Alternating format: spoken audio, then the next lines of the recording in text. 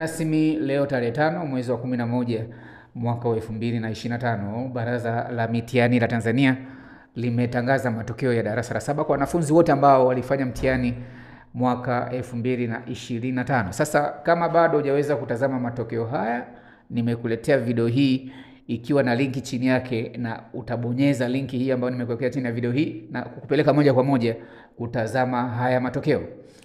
Wengi mmekuwa mkiniuliza hiyo linki sasa naipateje? Kwenye hii video unaitazama saizi, ukiangalia chini hapo kuna sehemu imeandikwa comment.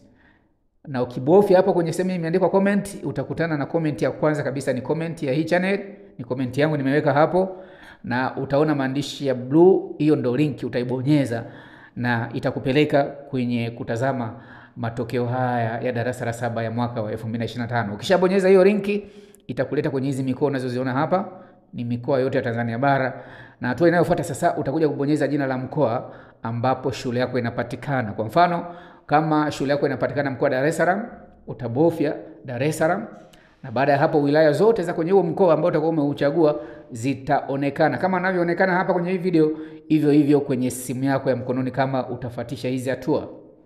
Then hatua inayofuata utabonyeza jina la wilaya ambapo shule yako inapatikana, na hatua ya mwisho kabisa unaotakiwa kumalizia ni kuangalia shule yako inaitwaje kati ya shule zinazoonekana kwenye hiyo wilaya.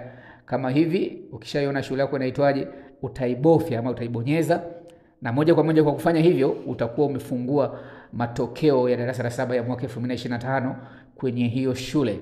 Hizo ndio hatua ambazo unatakiwa kuzifata. Matokeo haya wanafunzi hayana majina moja kwa moja ya wanafunzi. Kumbuka Baraza la Mitihani Tanzania kwa mwaka 2025, majina ya wanafunzi hayatoki moja kwa moja, badala yake yanatoka yakiwa na namba zao peke yake. Kwa maana nyingine ni namba ya mtahiniwa ambayo itakuwa inaonekana na matokeo yake mbele yake. Kwa hiyo ili kutazama lazima unajua namba ya mtoto wako ya mtihani inaitwaje, na utaangalia masomo aliyoyafaulu.